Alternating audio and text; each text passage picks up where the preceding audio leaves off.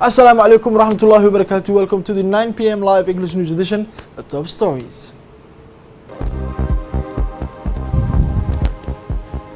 Prime Minister shares workshop on child protection.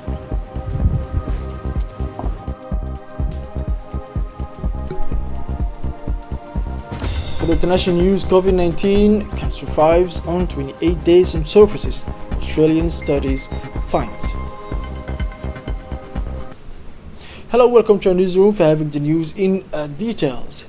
The Ministry of Women and Family in the National Union of Women of Djibouti, in cooperation with the United Nations Children's Fund, UNICEF, organized this morning at the People's Palace a workshop to reflect on the coordination of a platform for the protection of children. His Excellency Prime Minister Mr. Abdul Qadir Kamil Mohammed shared this workshop on the coordination of those activities to the platform on child protection. It took place in the presence of the Minister of Women and Family, Mrs. Mumin Ahmed Hassan, the Minister of Defense in charge of relation with the Parliament, Mr. Hassan Omar Mohammed, the Minister of Social Affairs and Solidarity, Mrs. Muna Usman Aden, the Minister of Health, Mr. Mohammed Warsam Diriye, the State Secretary for Youth and Sport, Mr. Hassan Mohammed Kamil, the Vice President of the National Union of Women of Djibouti, and the representative of the UNICEF, as well as representatives of various ministerial departments. This workshop aims to address the annual meeting of the National Council for Children and to summarize the national policy documents for the child protection platform that has been implemented.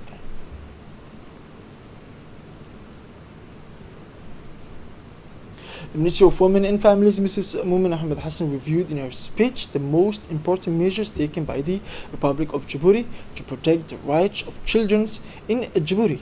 Let us now follow further the comments of the Ministry of Women. More details with Dina Moussa. Nous sommes réunis ici pour, dans le cadre de la protection de la petite enfance. C'est la commission nationale, une réunion de la commission nationale qui est présidée. Today, we are gathered here for the Early Childhood Care and Protection, a meeting of the National Commission which is chaired by the Prime Minister. As you all know, it is important to recall the commitments and achievements of the Republic of Djibouti. The Republic of Djibouti has ratified all the international conventions relating to the protection of children, but it has not been content simply to ratify them. It has reinforced them through laws and decrees. The government of the Republic of Djibouti has not simply stopped there. In addition to legal texts, it has set up a significant number of bodies for the protection and development of children. If I might cite, 3 bodies: a national commission which is chaired by the Prime Minister, a steering committee whose members are secretaries general in the technical community in the center of directors and senior civil servants. Several ministerial departments are members of these different bodies. Subsequently, a national policy on early childhood development and care was developed, as well as strategies and action plans. For his part, the Prime Minister Abdul Qadir Kamil Mohammed spoke about the concern that the government attached to the protection and care of children in Djibouti. Let's follow what his speech more again with Dina Moussa. La protection et la promotion des droits de l'enfant, ainsi que son développement dans un environnement protecteur favorable. The protection and promotion of children's rights, as well as their development in a protective environment conducive to their development, has long been high on the government's social policy agenda. The Republic of Djibouti has made child development, child protection, and early childhood a central issue in the formulation of national development strategies. To this end, from the normative legal point of view, our country has ratified, in line with its convictions and with ease, almost all international and African conventions on the rights of the child. Thus, in our capacity as a signatory and ratifying countries of all the conventions for the protection of children's rights, and first and foremost the International Convention on the Rights of the Child, ratified in 1995 by the Republic of Djibouti, we have worked and focused our efforts so that all children, without exception, can enjoy the same rights. We are convinced and aware that other children are entitled to social protection. In this case, they have the right to identify and to live in a family. They also have the right to education, freedom of opinion and expression. Ladies and gentlemen, your firm commitment to this path is illustrated by the series of measures taken by our country under the leadership of the President of the Republic. Ladies and gentlemen, in terms of coordination, it was established in 2012 by presidential decree. The National Council for Children, the body that I chair, measures the progress made in the field of children, identifies gaps and obstacles encountered, and proposes political and strategic guidelines. Now, in the Kempinski Palace, the Ministry of Labor in charge of the reform to the administration organized the ceremony to award certificates of specialization to the labor inspectors of the General Labor Inspectorate and to the controllers subject to the National Social Security Fund. The ceremony presided over by the Prime Minister was attended by members of the government and officials from the Ministry of Labor and National Social Security Fund. This one-year training course, organized for the first time at the National Institute of Public Administration and launched by the Ministry of Labor to strengthen the capacities of institutions affiliated to the Ministry of Labor and improve their skills. 17 observers and 16 from the National Social Security Fund benefited. The event brought together specialists from the National Social Security Fund, the Ministry of Labor, university professors, and professors from the National Institute of Public Administration. The Prime Minister highlighted the effort made by the Ministry of Labor to establish strong labor inspectorates capable of covering all economic sectors and responding to the growth of the national labor market that is developing day by day. On the sidelines of this ceremony, the trainers were honored for their dedication in providing these training. In his speech on this occasion, the Minister of Justice and Penitentiary Affairs in charge of human rights, Mr. Ali Hassan Bahdan, explained the importance of this session, which aims to improve the efficiency and quality of labor observers and employees of the National Social Security Funds. Let's listen to him. Je suis très honoré de prendre la parole ici devant vous aujourd'hui à l'occasion de cette cérémonie d'une importance capitale. It is a great honor for me to address you today at this momentaneous ceremony. Indeed, the training of our young people is a priority of the government of Djibouti, and the peace process is also a priority. I would like to address the young laureates first of all to congratulate them, first of all to show them the government support, but also to give them some advice. If I allow myself to go against business, you are going to defend rights. The rights of entrepreneurs, the rights of workers. It is up to you to be fair and honest. If your decisions, your findings are wrong, the whole procedure will be flawed. So I stand by it. I am aware that you are responsible, and I would like to remind you that you have a decisive role in the decision that will be taken subsequently. I know the importance of work in general at work in the prevention of conflicts between the enterprise and the employer, but also in the respect of the law of Gabon. Djibouti, I think we must all work hand in hand and move forward together so that the country develops together. For his part, the Minister of Labor in charge of administration reform, Mr. Usman Ibrahim Roble, expressed his sincere thanks and gratitude to the Prime Minister, His Excellency Mr. Abdelkader Kamel Mohammed, for presiding over this ceremony. Let us now listen to him. More details with Dina Moussa again. Je voudrais d'abord, en premier, adresser mes vifs remerciements à Son Excellence, Monsieur le Premier ministre. First of all, I would like to express my thanks to His Excellency the Prime Minister for honoring our invitation to sponsor this graduation ceremony for the first class of controllers of the Vigilant Labor Market Regulation Institution trained by INAP. This gesture testifies to his commitment to support us in achieving our ambitions to reform our employment policy contained in the roadmap drawn up by His Excellency the President of the Republic of Djibouti, Mr. Ismail Omar Guelleh. It is also my pleasant duty and real pleasure to welcome all the guests here present to welcome the recipients who have completed this training. INAB initiated and conceptualized this training, which is traditionally delivered by regional centers. 17 labor inspectors from the General Labor Inspectorate and 16 inspectors from the CNSS were trained on the spot here in Djibouti and benefited from capacity building at the INAB. Offering this specialized training to demonstrate to anyone in Djibouti and elsewhere that the Institute has the expertise to meet the specific needs of the administration. I would like to thank all the resources persons who supported and worked for the successful completion of this training. Ladies and gentlemen, I have no doubt that these controllers will do credit to their services and become valuable assets for their organization. For his part, His Excellency Prime Minister Mr. Abdelkader Kamel Mohammed expressed his joy to preside over this occasion to present the specialization certificates. Let's listen to him. Je voudrais, à l'entame de mon propos, d'exprimer ma joie de vous retrouver en cette journée de remise de diplômes. At the outset of my remarks, I would like to express my joy at seeing you all again on this day of graduation for the labor inspectors who have successfully completed a year of hard work. But in these rich elements at the National Institute of Public Administration, this ceremony testifies to the efforts submitted by the Ministry of Labor to build a strong labor inspectorate, capable of covering all economic sectors, all geographical areas of the country, and responding to the immensity of the national labor market, which is expanding day by day. I commend the work and quality carried out by the Ministry of Labor, in accordance with the government policy line issued by His Excellency the President of the Republic, aimed at constantly working to improve governance, labor, and employment for the consolidation of social dialogue. In the promotion of decent work in our country, the Ministry's team has been able to combine the records with presence to translate into reality the government's desire to strengthen the capacity of labor institutions. His Excellency Prime Minister Abdul Qadir Khan Mohammed received this morning in his office at the ministerial complex the outgoing Japanese ambassador to Djibouti, Mr. Koji Tani, on a farewell visit. During the visit, His Excellency the Prime Minister decorated the Japanese ambassador with the rank of officer in recognition of his tireless efforts throughout his diplomatic mission in many fields.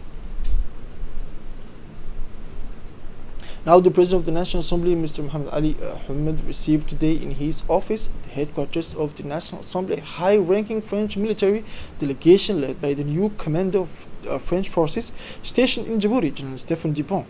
The talks between the Speaker of the Parliament and the French military delegation focused on strengthening existing friendship and cooperation between the two countries, particularly in the military field. At the end of this meeting, both parties exchanged souvenirs and a group photo was taken. Now, the Minister of Health, Mr. Mohammed Warsam Al-Diri, participated in the 67th session of the WHO Regional Committee for the Eastern Mediterranean, which was held by video conference due to the COVID-19 pandemic. It is worth noting to present several senior officials of the department, including the General Secretary of Health, Dr. Mohammed Musa, who also participated in this virtual conference alongside the Minister of Health. The agenda of this regional conference focused on the stages of the management of COVID-19 and to prioritization of the continuity of essential health services. Several speakers expressed their views, such as the Director General of the WHO, Dr. Tedros Ghebreyesus, and the Director General of the Emer region, Dr. Mandari. Addressing his counterpart for the Emer region, the Minister of Health, Mohammed Warsam Al-Diri, said that the spread of COVID-19 is completely controlled. Its evolution is contained so far in residual proportion in the Republic of Djibouti. The Health Minister added that this great success in the national response against COVID-19 was achieved thanks to the leadership of the President of the Republic, His Excellency Mr. Ismail Margele, who led a proactive and multi-sectoral strategy to stop the coronavirus pandemic in Djibouti. Now, His Excellency the Minister of Telecommunications in charge of Post and Communications, Mr. Radwan Abdullahi Badon, officially launched this morning by video conference a workshop to implement digital codes in all electrical fields. The workshop was attended by officials from the National Agency for the Security of Information Technology and its partners. Opportunity is a major global issue as the digital boom transforms the global economy. The Minister thanked all participants at the workshop, emphasizing that digital development opens up opportunities for economic development in all areas for many countries that are committed to adapting to the new digital environment. Now, let us listen to the speech on the occasion of the launch of the digital icon, the Minister of Telecommunication in charge of Post and Communication, His Excellency Mr. Radwan Abdullahi Badon. Honoré de vous accueillir par visioconférence pour lancer officiellement. I am particularly honored to welcome you by video conference to officially launch the opening of this workshop for the implementation of a digital code. If each of the structures and entities that you represent here have made a point of taking part in the workshop, it is because the subject being dealt with here is very important. I would therefore like to thank you for your presence and welcome you. Ladies and gentlemen, the rise of digital technologies is transforming the global economy, opening up new economic opportunities for countries. Adapting to this new digital era and seizing the opportunities associated with it is therefore of a crucial importance for the success of the process of economic diversification and development in which our country has embarked. In order to adapt to this evolution, most countries have undertaken a review of their existing regulatory framework by adopting new legislation and establishing new regulatory authorities to ensure its implementation, following the example of the rest of the world. Energy Ministers in charge of natural resources, Mr. Younis Ali Kedi, received on Monday, October 12, 2020, a delegation of French company Anglais, framework of the project of the 30 MW solar park it is to build in Grand Bara. Introduced by the French ambassador to Djibouti, Mr. Arnaud Gillois, the delegation of the French firm was composed of Mr. Thomas Debrois, project coordinator, and Mr. Frank Tannery, CEO of Ozer Azi, a subsidiary of Engie. The acceleration of the finalization process in order to catch up with the delay in the project schedule caused by COVID-19 was at the center of this discussion. Was also saw the participation of the MERN, the General Secretary, Mr. Mohamed Kile, the General Director of ESD, EDD, Jama Ali Gili, and the lawyer Martinet. We are affirming the political will of the government of Djibouti for the realization of this project as soon as possible. The Minister of Energy in charge of natural resources, Mr. Younis Ali Gedi, asked the representative of Engie and technicians of his department to redouble their efforts during this week in order to achieve a major step toward the signing of an implementation agreement. The Minister of Energy in charge of natural resources, Mr. Younis Ali Gedi, received a delegation from the company Engie, the framework of the project of Grand Bara, introduced by the French ambassador of the delegation of the firm was composed of Thomas Debrois, project and coordinator Mr. Frank Tannery in his complex. This discussion was also saw the participation of the General Secretary, Mr. Mohamed Kile, reaffirming the political will of the government for the realization of this project as soon as possible. The Minister of Energy in charge of natural resources, Mr. Younis Ali Gedi, as the representative of Engie and technician of this department, will double their effort during this week in order to achieve a major step toward the signing of an implementation agreement. Now, a joint ministerial delegation from the Ministry of Social Affairs and Solidarity and the State Secretary in charge of decentralization visited the sub-district of Le'adu in the district of Dikhil, with a large delegation led by the Ministry in charge of the decentralization to inquire about the living condition of these remote Djiboutian and to take a close look at the living condition of the inhabitants of these remote sub-districts. This mission would not have been possible without the support of the Djiboutian Armed Forces, hence the presence alongside the Minister, the Chief of Defense Staff, Tahir Mohamed Ali, the Prefect of Dikhil, and the President of the Regional Council were also present, as well as the Medical Chief Officer of Dikhil, nurses, the nursing assistant. The Ministry of Social Affairs was also represented during this trip, which was not a walk in the park. During this visit, the government representatives were able to see at first hand the effect of their joint action on the living condition of those population. Thanks to the track that has been laid out, the population can receive regular visits from the medical teams of Dikhil city. In addition, several households were able to benefit from cash transfers. As well for the civil registration sessions, which are necessary to restore the right of the most inhabitants of this sector that are particularly awaited by the population. As part now of its new service, the money was launched 3 months ago. Djibouti Telecom has today entered into a partnership with CAC International Bank through the company's acting managing director, Mr. Qasim Mahmoud, and CAC International Bank's general manager, Mr. Ahmed Hamid, and the supervision of the General Secretary of the Ministry of Telecommunication, Mr. Ahmed Yusuf.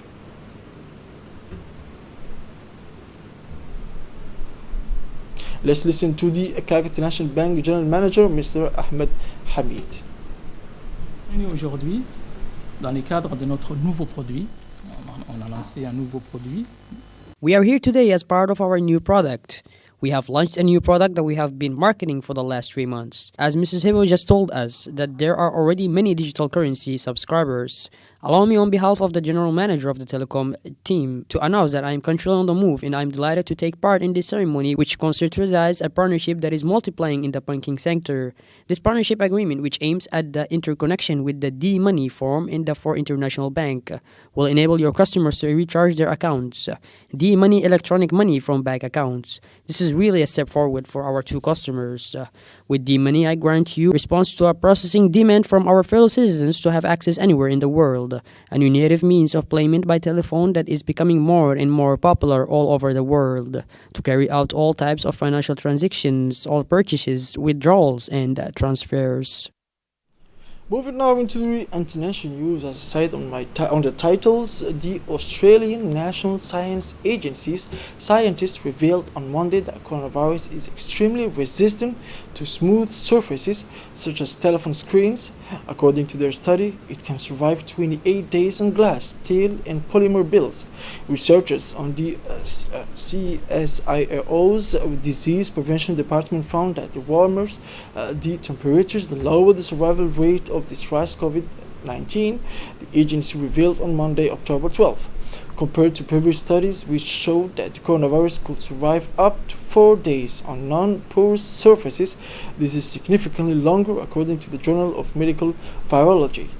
Trevor Drew, director of the Australian Centre for Disease Prevention, explained that the study involved drying samples of the virus on different materials before testing them with an extremely delicate method. It found traces of live virus capable of affecting cell cultures. This is it for this edition of 9 p.m. Thank you for joining us and watching us. Have a wonderful evening.